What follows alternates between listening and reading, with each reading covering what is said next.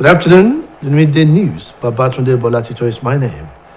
Determined to stop the deduction of $418 million from other statutory allocations from source, state governors have released details on the battle against the Attorney General of the Federation and Minister of Justice, Mr. Abubakar Malami. Information revealed that a document containing the details had been forwarded to the presidency. Key government officials, stakeholders, and opinion leaders across the land, the governors under the umbrella of the Nigeria Governors Forum, also laid bare all the facts to show why the cash should not be paid to any consultant until the case is decided by the Supreme Court. According to them, neither the 36 states nor the NGF was privy to the contract and that the states and governors' body were not parties to the suit.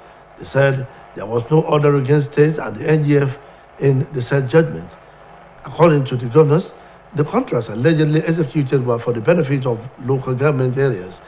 They also queried why the federal government suddenly came up at the account allocation committee meeting last year to deduct $418 million as first-line charge from the allocation due to them from the Federation account. They, however, said the planned proposed deduction by the federal government contradicts Section 120 and 162 of the 1999 Constitution, adding that the AGF contradicted himself by advising the federal government and the presidency to approve the payment of the controversial $418 million.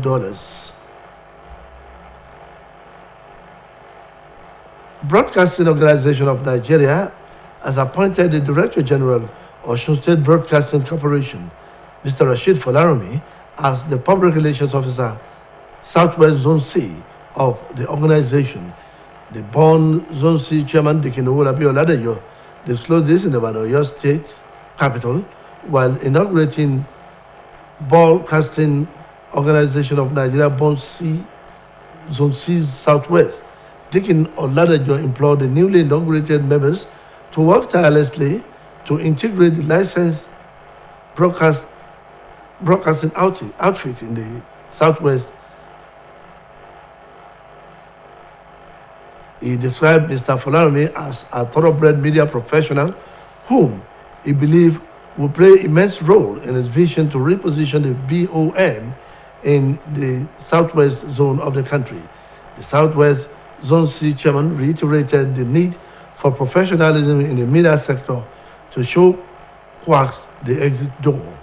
The DG OSBC, Mr. Folaromi, while accepting the new responsibility, promised to justify the confidence reposed in him to work with the BON Southwest Executive to give out the organization its due respect among committees of media organizations across the country.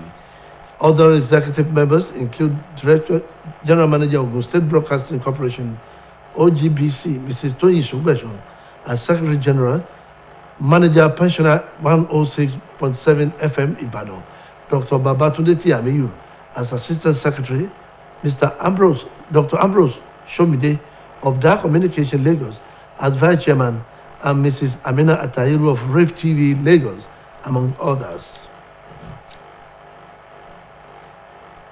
In an attempt to make Osun State free from pandemic and other related hazards in the environmental sector, dump sites have been created in all the local government areas of the state.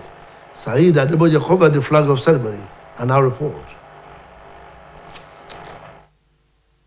Godliness was put to play as the state government of Osun created dump sites across the local government that make up the state to correct the habit of indiscriminate dump of waste among residents.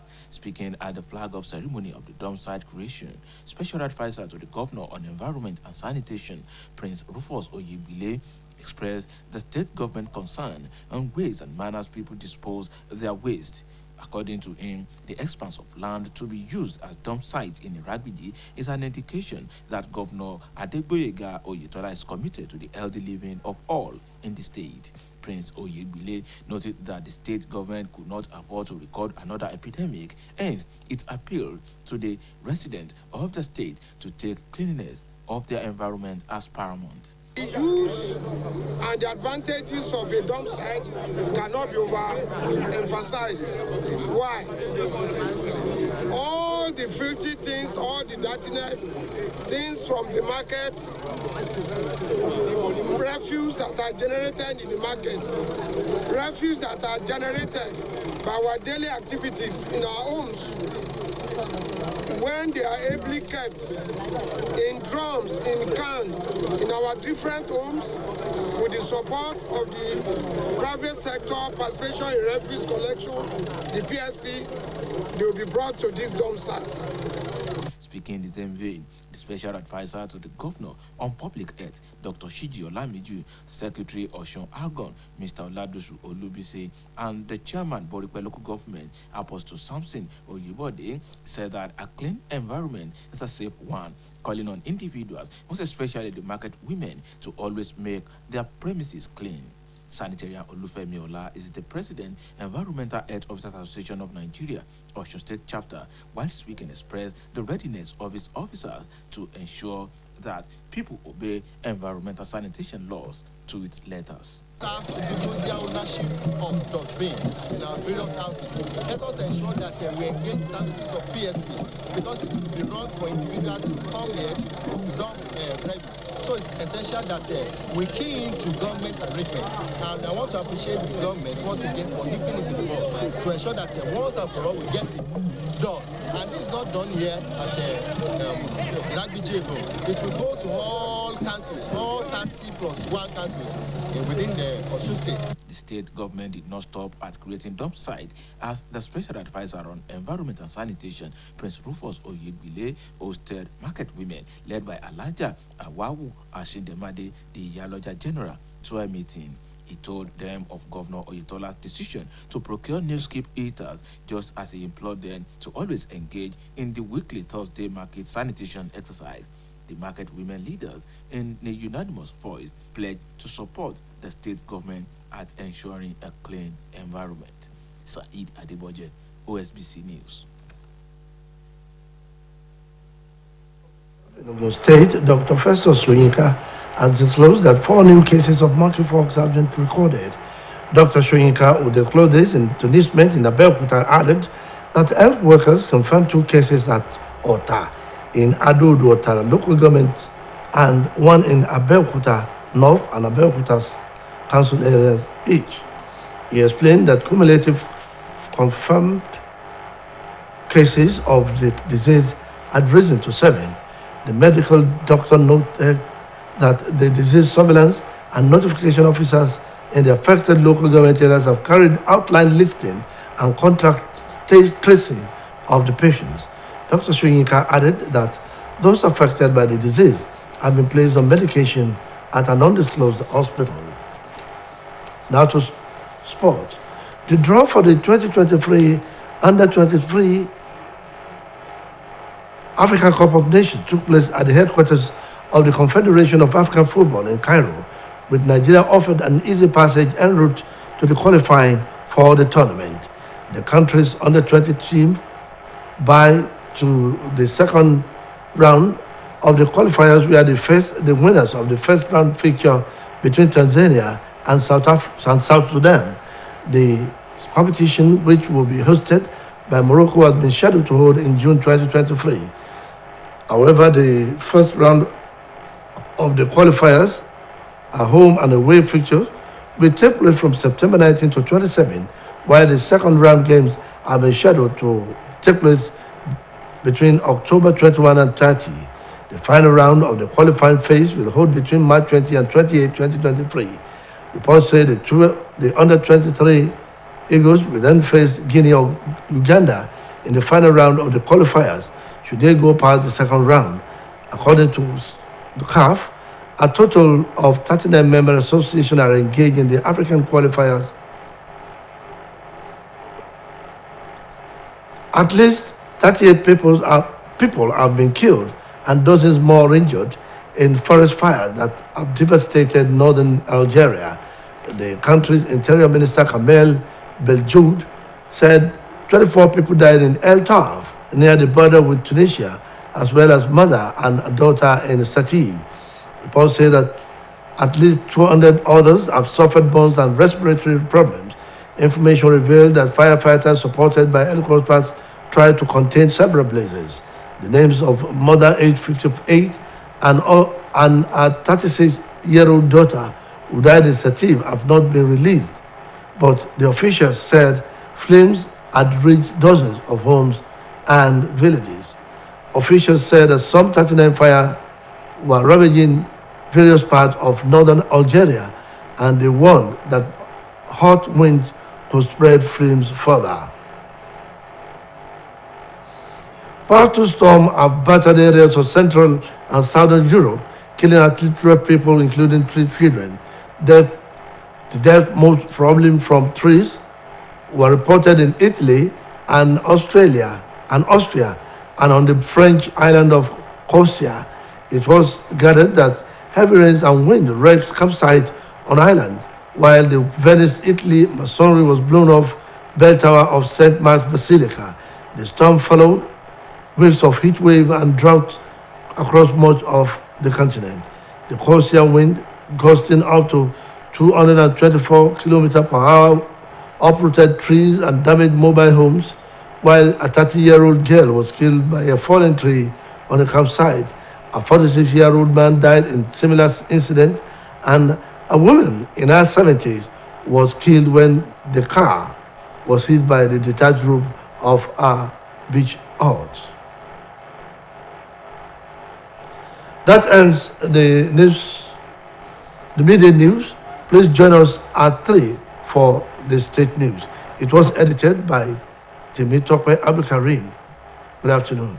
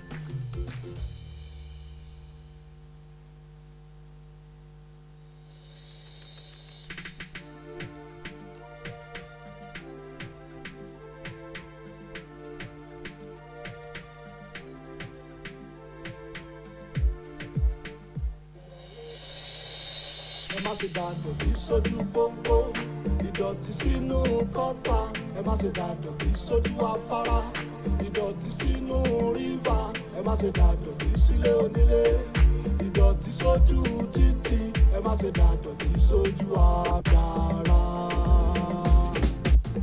ẹ jẹ́ ká ṣàmì lọ́dún èyí a ò ní rí jà omi ẹ jẹ́ ká ṣàmì lọ́dún èyí a ò ní rí jà omi àfọwọ́fà ló pọnú ṣẹlẹ̀ oníyàlé àwọn tó kàn ló mọ̀ lọ́lá olúwa ibi òní kan wá ìkìlọ̀ rẹ o everybody ẹ wá gbọ́ òwe ìkìlọ̀ rẹ o everybody ẹ wá gbọ́ òwà ṣe ti gbọ́ ẹ má ṣe dàdọ̀tí sójú pópó ìdọ̀tí sínú kọ́tà ẹ má ṣe dàdọ̀tí sójú afárá ìdọ̀tí sínú rívà ẹ má ṣe dàdọ̀tí sílé onílé ìdọ̀tí sójú títì ẹ má ṣe dàdọ̀tí sójú àgbàrá.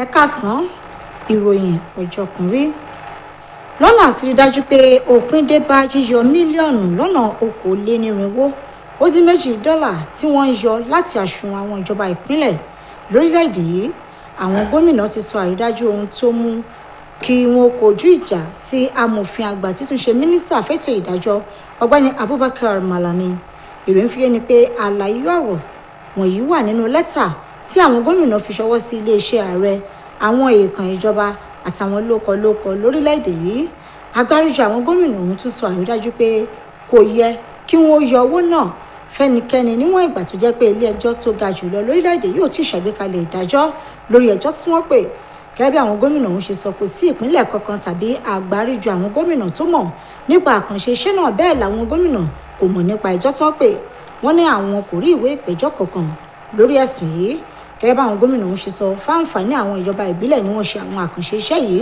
wọ́n ní ohun ìyàlẹ́nu ní bí ìjọba àpapọ̀ ṣe gbé ọ̀rọ̀ yíyọ owó náà wá síbi ìpàdé ìgbìmọ̀ tó ń pín owó láàrin ẹ̀ka ìjọba mẹ́tẹ̀ẹ̀ta láti máa yọ owó náà láti àsùnwọ̀n àwọn ìpínlẹ̀ àwọn gómìnà ní ìgbésẹ̀ yìí tako òfin orílẹ̀-èdè yìí ti ọdún 1999 tí amòfin àgbà náà sì ṣe àṣìṣe fún bó ṣe gba ààrẹ nímọ̀ràn lórí pé kí ìjọba kí ó máa yọ owó yìí.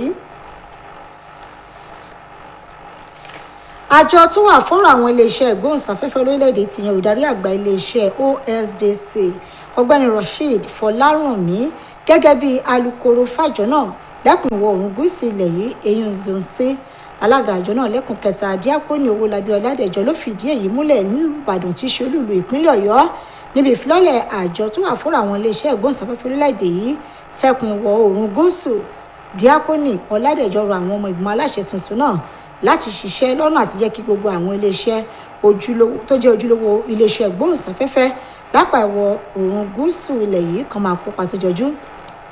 ó ṣàpèjúwe ọ̀gbẹ́ni Rasheed Fọlárànmí gẹ́gẹ́ bí ẹni tí ó mójúlẹ́jà iṣẹ́ ìgbóhùnsáfẹ́fẹ́ tó náà ní ìgbàgbọ́ pé yóò lo ìrírí tó ti ní láti fi mú ìdàgbàsókè wá alága ẹgbẹ́ náà lẹ́ka ìwọ̀ oòrùn gúúsù ilẹ̀ ìtẹnumọ́ pàtàkì yíyọwọ́ àwọn kọ́sọ́ńgbó kúrò láwo ẹ̀ka iléeṣẹ́ ìgbóhùnsáfẹ́fẹ́ nígbà tó ń sọ̀rọ̀ olùdarí àgbà iléeṣẹ́ yìí ọ̀gbẹ́ni Rasheed Fọlárànmí ṣèlérí láti ṣe àmúṣe ìdánilójú tí wọ́n ní tí wọ́n fi yàn sí ipò náà pẹ̀lú àlàyé pé òun yóò ṣiṣẹ́ pẹ̀lú àwọn ọmọ ìgbìmọ̀ aláṣẹ yòókù láti jẹ́ kí ẹgbẹ́ náà máa léwájú àwọn ọmọ ìgbìmọ̀ yòókù ní ọ̀gá àgbà iléeṣẹ́ ìgbóhùnsáfẹ́fẹ́ ìpínlẹ̀ Ògùn OJBC arábìnrin Tóyìn Ṣógbẹ̀sán gẹ́gẹ́ bí akọ̀wé àdarí rédíò 106.7 FM Ìbàdàn ọ̀mọ̀wé Babátúndé Tìámíyù gẹ́gẹ́ bí igbákejì akọ̀wé ọ̀mọ̀wé Ambrose Ṣóǹdé ti iléeṣẹ́ Dar Communication òun ni wọ́n yàn gẹ́gẹ́ bí igbákejì alága àti arábìnrin Aminu Atairu tó wá láti Rave TV Èkó tó náà jẹ́ igbákejì alága fẹ́kùn náà.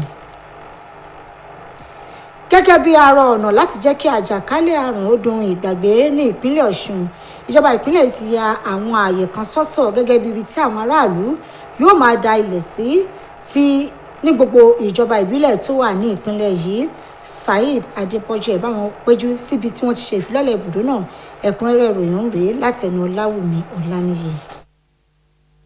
lọ́nà àti fìdí òwe Yorùbá kan tó ní ìmọ́tótó borí àrùn mọ́lẹ̀ gẹ́gẹ́ bí ọyẹ́ ṣe borí ooru múlẹ̀ ló mú kí ìjọba ìpínlẹ̀ Ọ̀ṣun ṣe àgbékalẹ̀ ibùdó ìdalẹ̀ sí káàkiri àwọn ìjọba ìbílẹ̀ láti lè mọ̀pin dé bá bí àwọn èèyàn ṣe máa ń da ìdọ̀tí káàkiri síbi tí kò yẹ nínú ọ̀rọ̀ rẹ̀ níbi ètò tí wọ́n fi ṣíde àwọn ibùdó ìdalẹ̀ sí náà olùdámọ̀ràn pàtàkì fún gómìnà lórí ọ̀rọ̀ ìmọ́tótó àyíká ọmọọba Rufus Oyègbílé mẹ́nubà bí ìjọba ìpínlẹ̀ yìí ṣe kọminú lórí ọ̀nà táwọn èèyàn máa ń gbà da ìdọ̀tí tí wọ́n bá lònù gẹ́gẹ́ bó ṣe wí ilẹ̀ tí wọ́n ṣètò náà láti máa da ìdọ̀tí sí nílùú Ìrágbìjí báyìí ti fi hàn pé gómìnà Adégbóyèga Oyètọ́lá mọ́rọ̀ ìlera pípé àwọn aráàlú lọ́kùnkúndùn ọmọọba Oyègbílé wàá sọ di mímọ̀ pé ìjọba tó wà lóde ò lè káwọ́ gbéra kárùn mi ò tún ṣẹyọ ó wàá pàrọwà sáwọn olùgbé ìpínlẹ̀ Ọ̀ṣun pé kí wọ́n mọ́rọ̀ ìmọ́tótó àyíká wọn lọ́kùnkúndùn.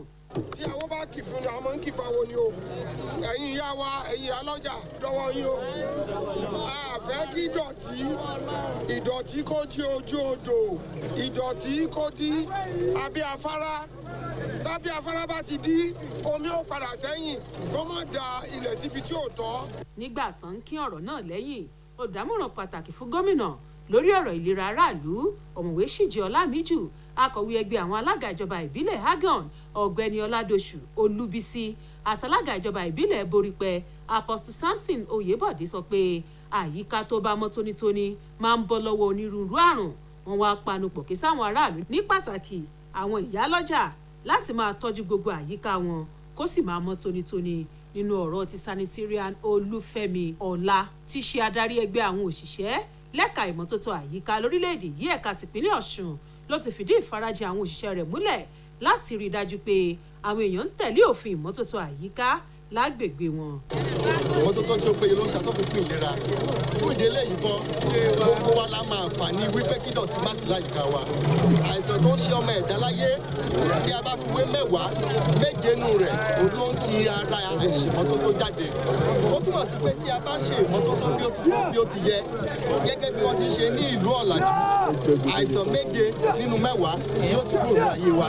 láti wàá mọ̀ pé ìjọba ìpínlẹ̀ ọ̀ṣun ò dúró lórí ṣíṣe àgbékalẹ̀ ibùdó ìdalẹ̀sí nìkan ló mú kí olùdámọ̀ràn pàtàkì fún gómìnà lórí ọ̀rọ̀ ìmọ́tótó àyíká ọmọọba rufus oyègbìlì ó tún ṣèpàdé pọ̀ pẹ̀lẹ́gbẹ́ àwọn ìyálọ́jà lábẹ́ ìdarí alága wọn alhaja awawu asindemade níbi ìpàdé náà ni ọmọọba oyègbìlì ti sọ ìpinnu gómìnà oyètọ́lá láti ṣètò àwọn ohun èlò kan ó wá rọ̀ wọ́n láti máa gùn lé ètò gbálégbàtà ọlọ́sọ̀ọ̀sẹ̀ èyí tó máa ń wáyé ní gbogbo ọjọ́bọ̀ láwọn ọjà wọn nínú ọ̀rọ̀ àwọn adarí ẹgbẹ́ àwọn ìyálọ́jà ni wọ́n ti jájẹ́ àtìlẹ́yìn wọn fún ìjọba láti rí dájú pé àwọn àyíká wọn mọ́ tónítóní.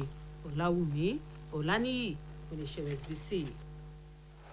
olùdarí ẹ̀ka tó ń mójútó ètò ìlera alábọ́dé ní ìpínlẹ̀ Ògùn dókítà Festus Soyinka ti kéde pé èèyàn 4 láyẹ̀wò fi hàn pé ó ṣeé ṣe kí wọ́n ti ní àrùn monkeypox.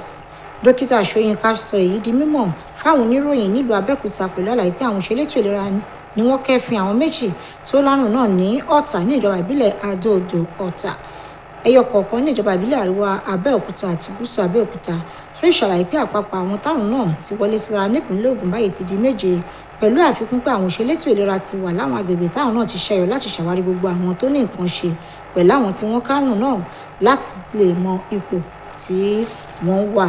dókítà Soyinka wá sọ di mọ̀ pé àwọn tó fara káásá àrùn náà ti ń gba ìtọ́jú nílé ìwòsàn àmọ́ tí kò dárúkọ ilé ìwòsàn tí wọ́n ti ń ṣe ìtọ́jú wọn. lórí ìròyìn eré ìdárayá yíyí kò tó pínpín àwọn orílẹ̀-èdè sí ìsọ̀rí fún ìdíje kọ̀mẹ́sì ó yọ tí ìdíje àwọn agbábọ́ọ̀lù tí ọjọ́ orí wọn kò ju ọdún 23 lọ ti ń wáyé ní Cairo sólẹ̀dù Nàìjíríà sì wẹ̀yẹ́ kọ̀ìnkọ̀ìn fún ìdíje kọ̀mẹ́sì ó yọ náà ẹgbẹ́ agbábọ́ọ̀lù orílẹ̀-èdè yìí tí ọjọ́ orí wọn kò ju ọdún 23 lọ ni wọ́n wà ní ìpín kan náà pẹ̀lú àwọn ojúgbà wọn. orílẹ̀-èdè Morocco ni yóò gbàlejò ìdíje ọ̀hún tí yóò wáyé ní oṣù kẹfà ọdún tó ń bọ̀ láàrin ọjọ́ 29 sí ọjọ́ 17 lábala àkọ́kọ́ ìdíje kọ̀mẹ́sì ó yọ náà yóò wáyé tí abala kejì yóò sì wáyé láàrin ọjọ́ 21 sí 30 oṣù kẹwàá.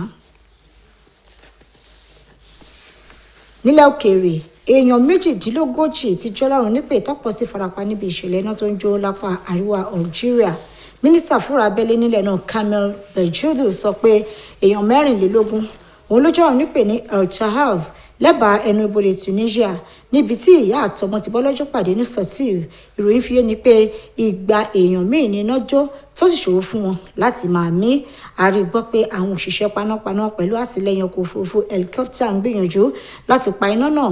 wọn kò sọ orúkọ ìyá ọ̀hún ẹni ọdún 28 àti ọmọ rẹ̀ obìnrin ẹni ọdún 36 tí wọ́n kú ní Sotir ṣùgbọ́n àwọn aláṣẹ ní èéfín ti dé ọ̀pọ̀ ilé àti ìletò. àwọn aláṣẹ ní Algeria ní ọ̀pọ̀ agbègbè ní iná ọ̀hún ti ń jó lápá àríwá ilẹ̀ náà tó ìṣeéṣe kí afẹ́fẹ́ tó ń gbé iná náà tàn dé àwọn apá ibòmíì lórílẹ̀‐èdè náà. ẹ̀wẹ̀ ìjì líle tó jà láàrin gbùngbùn àti apá gúúsù ilẹ̀ Europe ti rán èèyàn 12 lọ sọ́run àrèmábọ̀ níbi tá a ti rí àwọn ìwé 3 ìròyìn fi ẹni pé àwọn tó jáde láyé náà ni igi ya lé wọn lórí tó sì dẹ́mi wọn légbodò ní Italy àti Austria tó fi mọ́ àwọn erékùṣù kan ní ilẹ̀ náà. Àrígbámú ìròyìn sọ di mímọ̀ pé àrọ̀rọ̀dá òjò àti atẹ́gùn tó fẹ́ ló da ọ̀pọ̀ ibùdó tó wà ní Highland wó nígbà tí irúfẹ́ ìṣẹ̀lẹ̀ náà sì tún ṣẹlẹ̀ ní Venice, Italy tí atẹ́gùn yìí gan sì tún ṣí òrùlé ilé ìjọsìn St. Mark's. Làlúrí yìí ṣẹ̀ lẹ́yìn tí ooru gbígbóná bá àwọn èèyàn ẹkùn náà fúnra ní Corsica. Ìjì alátẹ́gùn tó fẹ́ wó àwọn igi bẹ́ẹ̀ ló ṣe àkóbá fáwọn ibùdó ìbáraẹnisọ̀rọ̀ nígbà tí ọ̀dọ́bìnrin ọmọ ọdún 13 náà kan sì tún dágbére fáyé nípasẹ̀ bí igi ṣe wó lù ú. Bákan náà bàbá àgbà kan ẹni ọdún 56 náà jáde láyé nípasẹ̀ irúfẹ́ ìṣẹ̀lẹ̀ yìí àti màmá àgbà ẹni 70 ọdún tó gbẹ̀mí mì lásìkò tí ọkọ̀ ayọ́kẹ́lẹ́ lọ kọlù òun náà. Ní báyìí àwọn èèyàn bíi 13,000 ni àwọn aláṣẹ ti kó kúrò láwọn ibùdó tí wọ́n wà nítorí àìbámọ̀ irúfẹ́ làlúrí yìí tún lè fẹ́ ṣẹlẹ̀ ṣùgbọ́n táwọn aláṣẹ fi léde láàárọ̀ ni pé kò lè wáyé nítorí bí nǹkan ṣe ti rí. Kò ní jù báyìí lọ lórí ìròyìn ọjọ́ kan rí fún ti àkókò yìí. Ọláwùmí Ọláníyì lólóòtú. Ẹ darapọ̀ mọ́ alágo 7:15 nígbà tí a ó máa mú ìròyìn ìpínlẹ̀ Ọ̀ṣun wá fún yín. Iṣẹ́ wa nídìíṣẹ́. Ẹ kú kalẹ̀.